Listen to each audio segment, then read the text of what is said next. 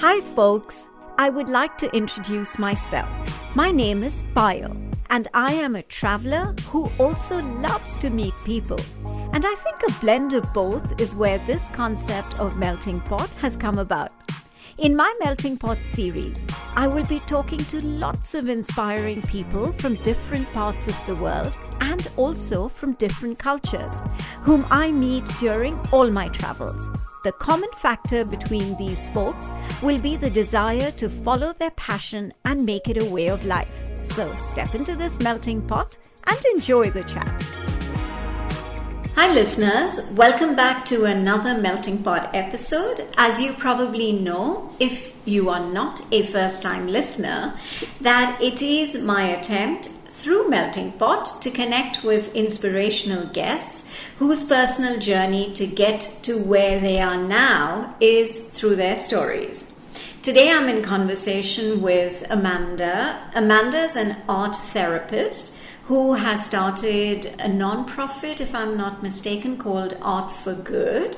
But that's not where Amanda started her journey. She was in advertising and then she decided to set up her own branding and design agency and then went on to become an art therapist.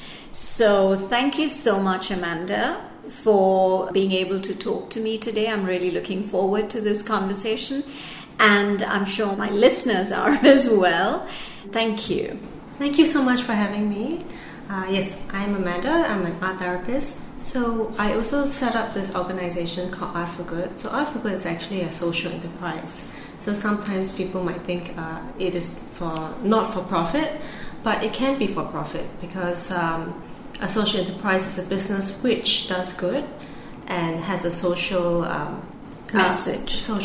Is able to do social change. Oh, okay. Yeah. Okay. So it. Sorry. So yeah, I stand corrected. It can be profitable. Okay. It can also be non-profit. It depends how the company kind of want to take it. How the company wants to kind of redirect it or take it.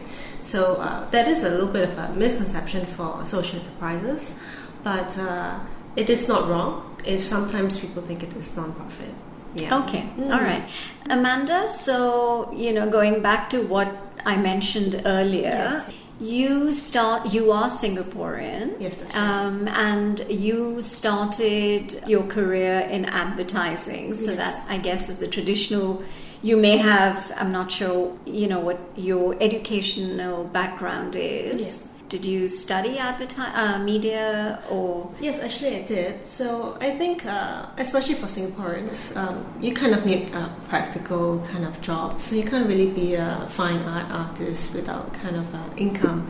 So when I did decide to kind of go to the art route, I decided to become a graphic designer.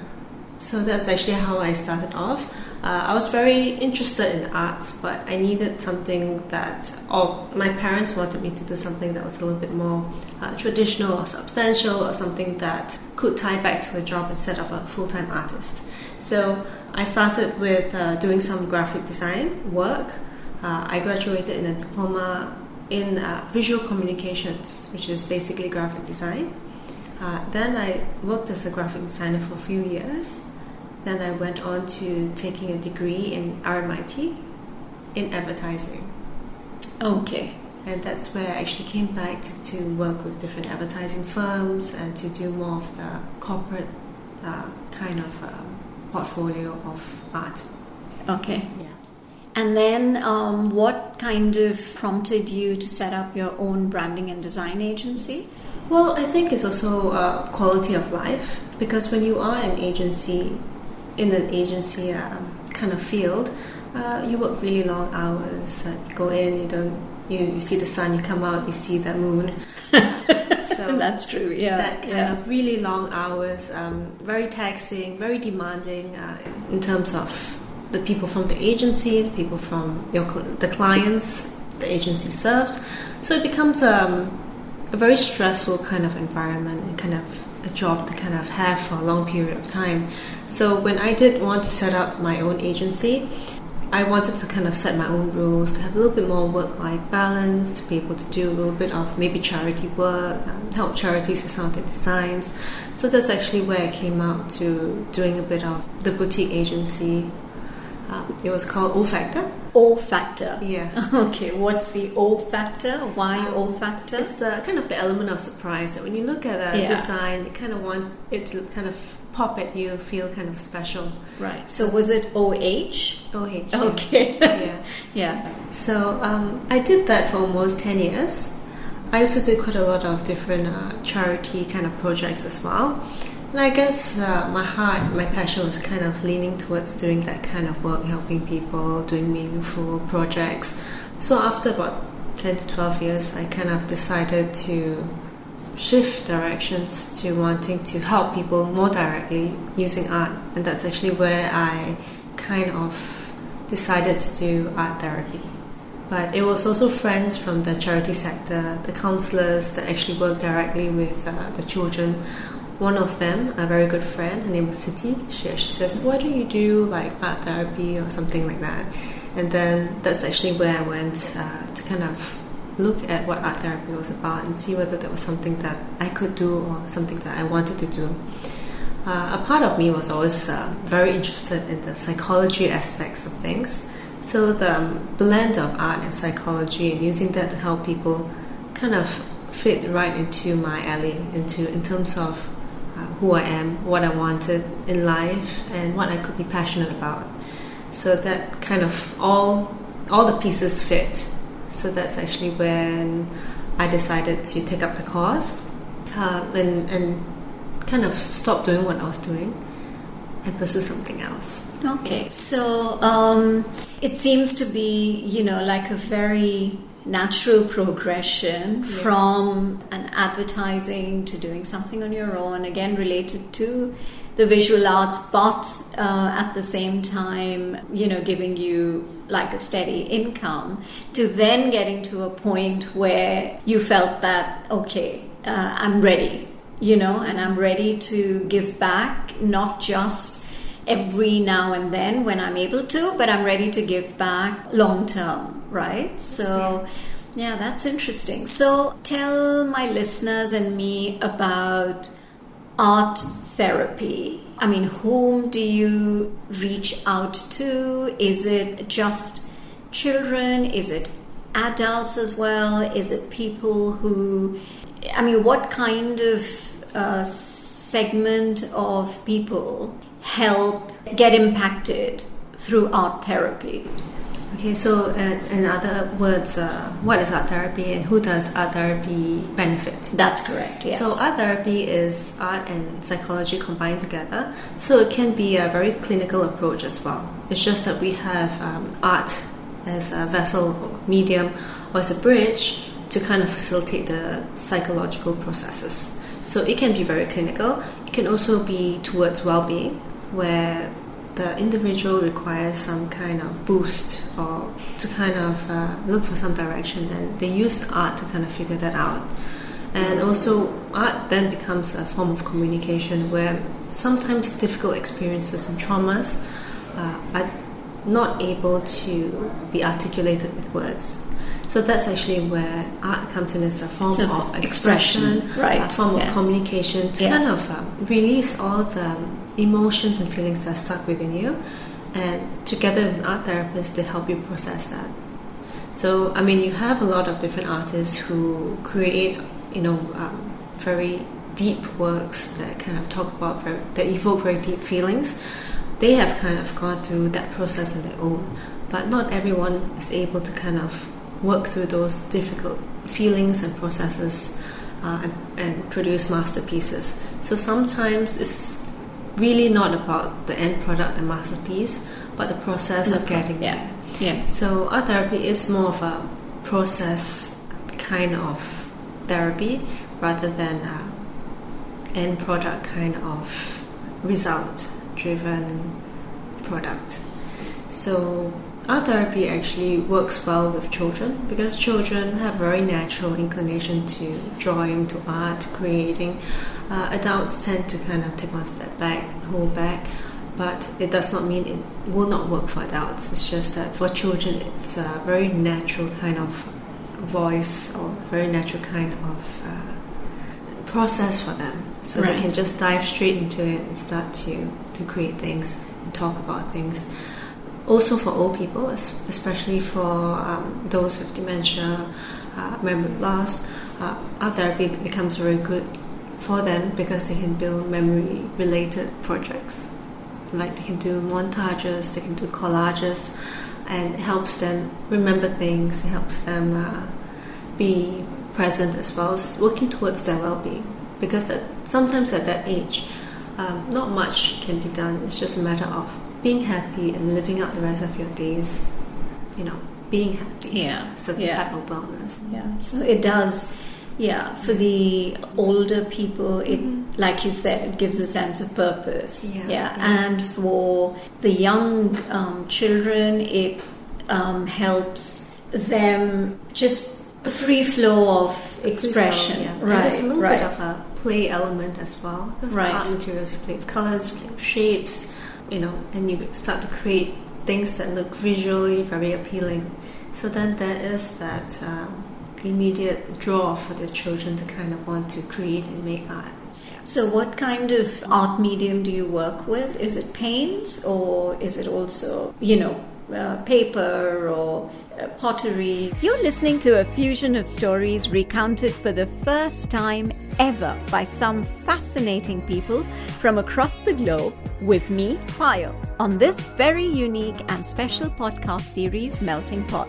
So each art therapist is like an artist, so they will specialize in different types of mediums and media that they are most comfortable working with. Right. But most importantly is that the intervention, the art mediums are built around the client. That means whether it's an old person, whether it's a young person, whether it's a young adult, adolescent, or somebody that's disabled.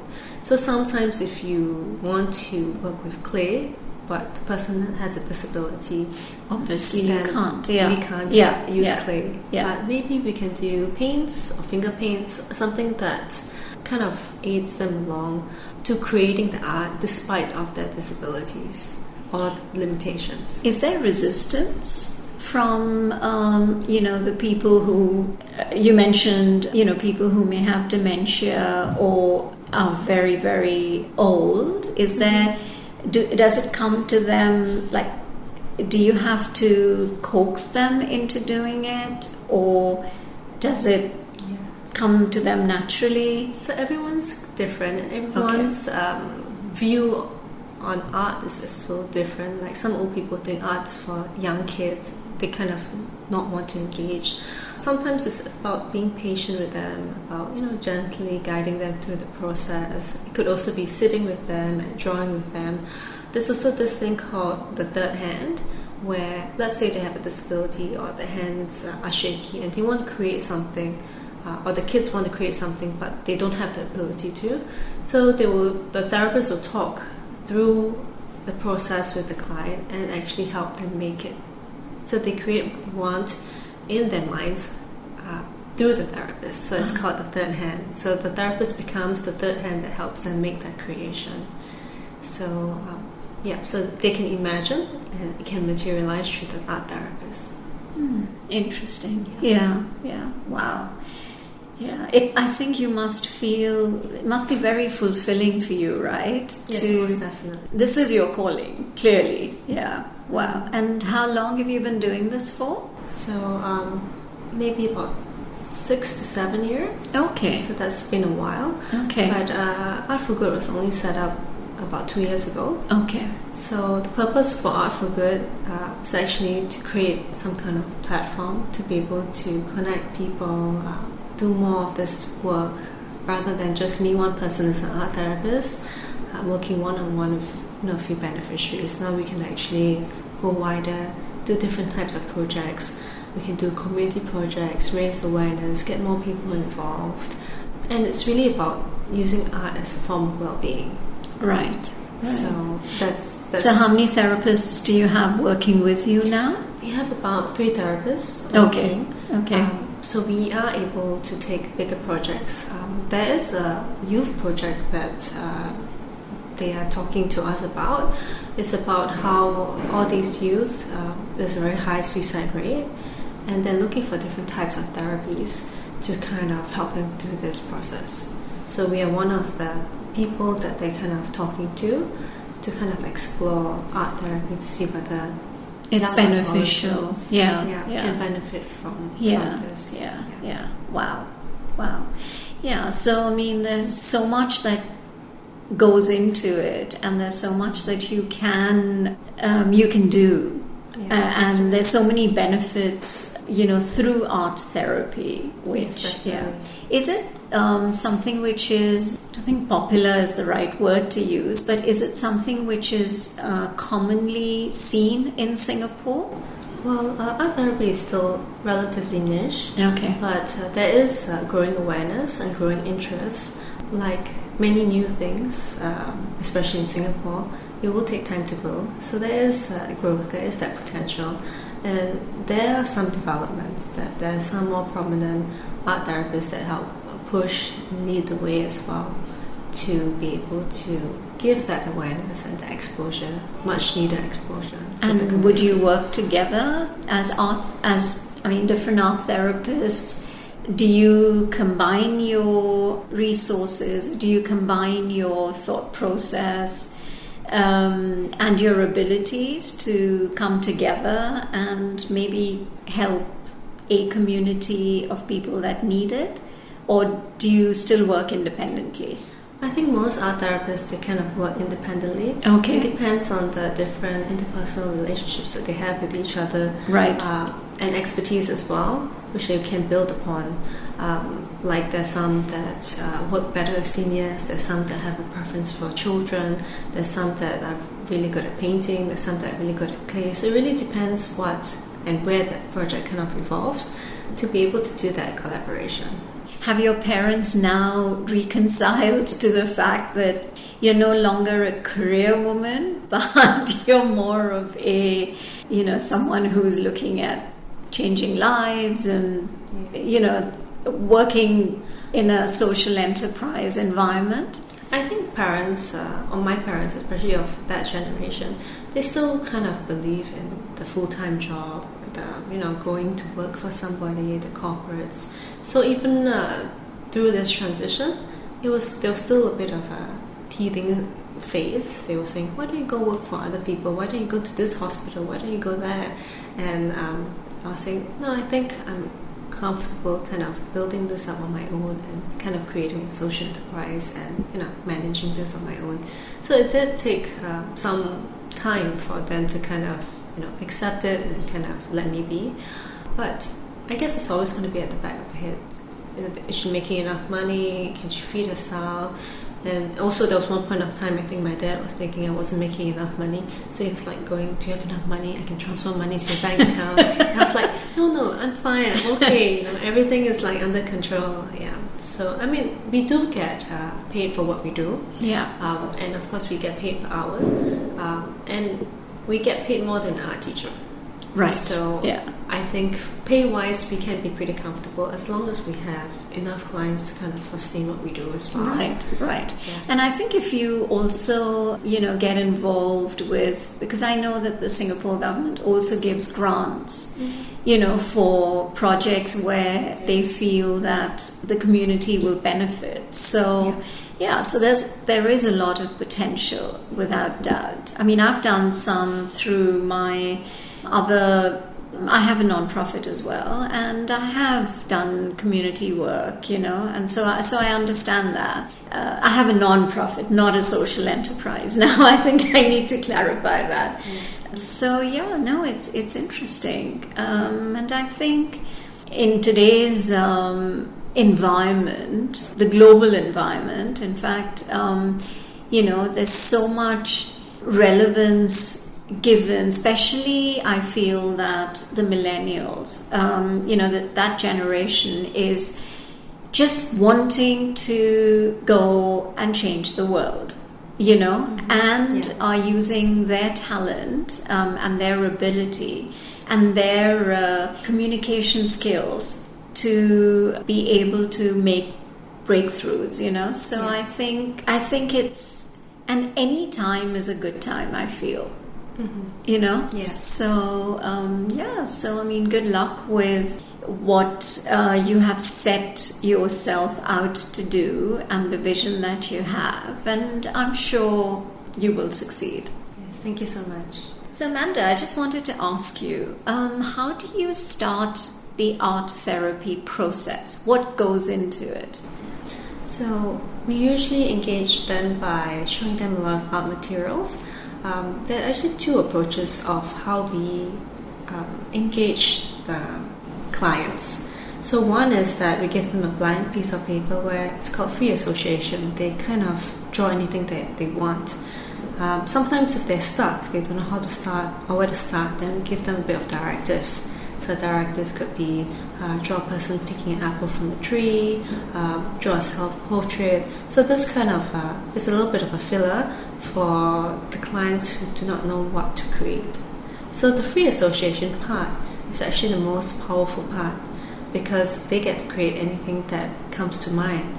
And the first thing that comes to mind is the best way of tapping into different feelings and emotions that are fresh from the mind. So that would actually be the best approach to kind of creating and talking about art. So that will be the best approach to engaging with art in an art therapy session. Okay. Yeah, that makes sense. And so that's and then I guess that's what gives you, as an art therapist, some insight into the client, the character. Yeah, Absolutely. Yeah. Wow. I hope you enjoyed this chat as much as I did. I did. Thank you for having me. Pleasure. Thank you so much, Amanda. Amanda's so soft-spoken and clearly has a gift as an artist, and also it's her calling. I think it's so amazing how she decided to make that her life mission, to use art as a therapy to help children and adults alike. It was such a lovely chat, and I hope you enjoyed listening to it as well. I'm so excited to bring you yet another episode of Melting Pot. So stay tuned with me, Payal.